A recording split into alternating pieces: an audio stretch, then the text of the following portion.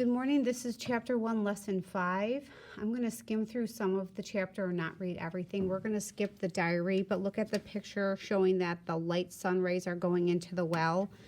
They take measurement from shadows, and that's how they were able to tell time and location. On page 29, how do maps and globes represent Earth? Maps and globes represent or show the shape, size, and portion of features on Earth's surface. A globe is a sphere that represents Earth's entire surface. A map is a flat model of all or parts of Earth's surface as seen from above. Maps and globes are drawn to scale and use symbols to represent features on Earth's surface. To show Earth's curved surface on a flat map, map makers use map projections. Here's the sphere, the globe.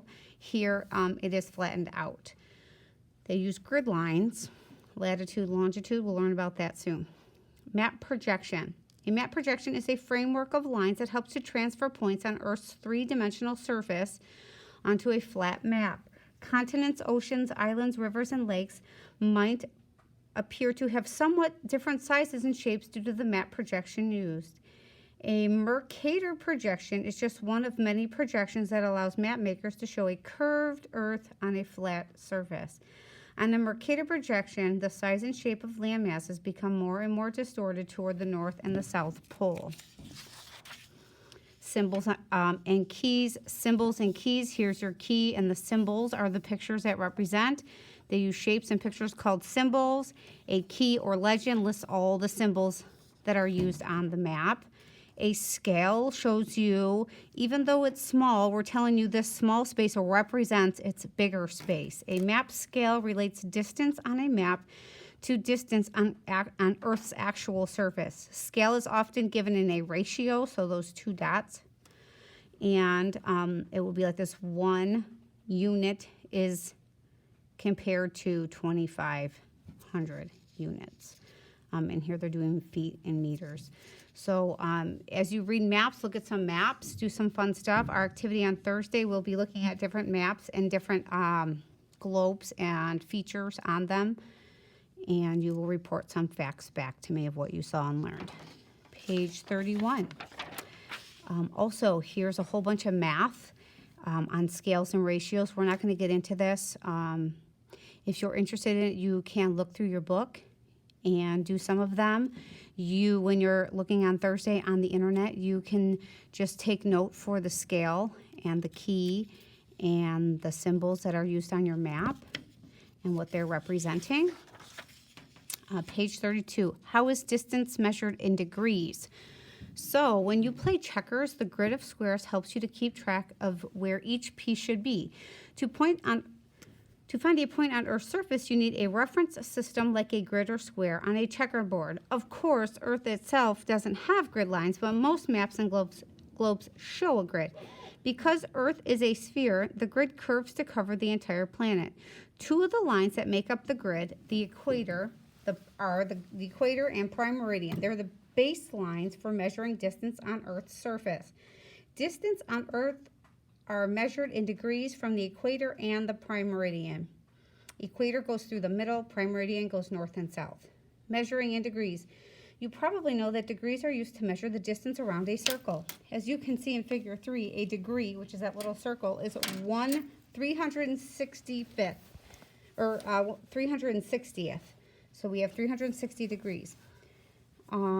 Of the distance around a circle. Degrees can also be used to measure distance on the surface of a sphere. On Earth's surface, degrees are a measure of an angle formed by lines drawn from the center of Earth to points on a surface.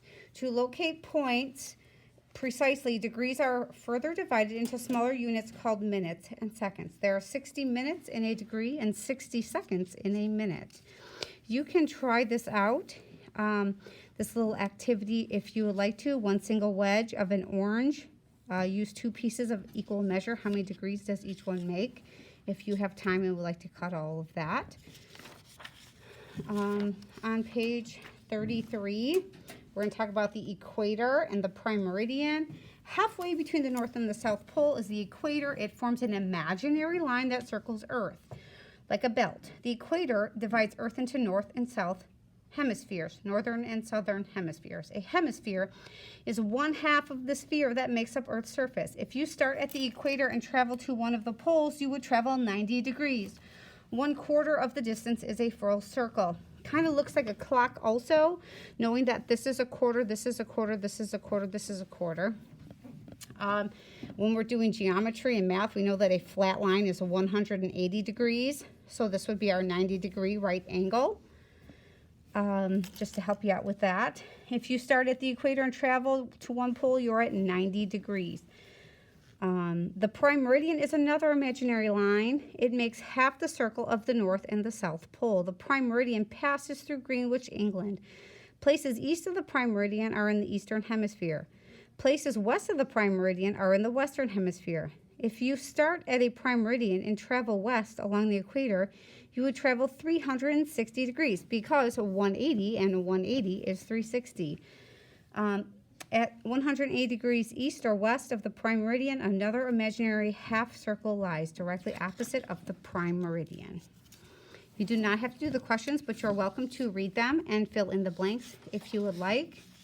What are latitude and longitude? Lat rhymes with fat, and so those are the ones that go, that would measure the waist of the Earth.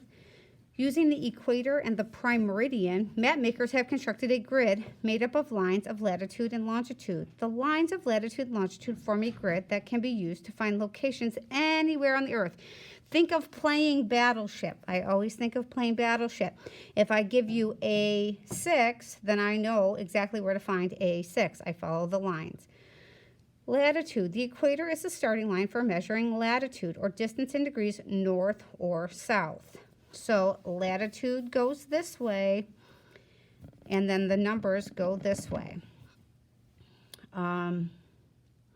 Each degree of latitude is equal to 111 kilometers, and navigation latitude can be determined by observing the position of the sun and measuring the angle it forms from the horizon. So remember that they constructed all of these angles and a way to make maps from shadows and angles of the sun. And a line of latitude is defined by the angle it makes with the equator and the center of the Earth. Figure 5 shows how lines drawn from the center of the Earth to the equator and from the center of the Earth at 30 degrees north form an angle of 30. So we go out 30, out 60, out 90. It's hard to read that way, but if you look at an actual globe, you can see where they're marked on there. Longitude is the distance in degrees east or west of the prime meridian. It's called longitude. So longitude marks go up and down. Latitude goes side to side. There are 360 lines of longitude that run from north to south, meeting at the poles. Each line represents 1 degree of longitude. 1 degree equals about 111 kilometers, same as latitude. But the poles where the lines of longitude come together, the distance decreases to 0. Because we're going up, up, up, we're at 0, 90, 30, 90, 30, 60, 90. So they go down. And then so in the middle, that's the 0. It goes 30, 30, out to 60, out to 90. So 0 is the equator, 0 is the prime meridian. I'm going to skip all of this. Using latitude and longitude to locate the location of any point on Earth's surface can be expressed in terms of latitude and longitudes that cross at the point. For example, can you see on the map that New Orleans is located at the lines 30 north? Latitude crosses the line for 90 degrees west longitude. On Thursday, I'm going to make a little worksheet for you. I'm going to have you look up where our city is, latitude, longitude of whatever city you live in. Or maybe I'll just have you do the latitude, longitude of Rockwell Middle School. So we'll do a little activity with that later to get some practice. We have pictures, we have figure descriptions, and that is it for this chapter. I'm not going to get too in-depth in it because it's more technical than it is fun. So thanks for listening.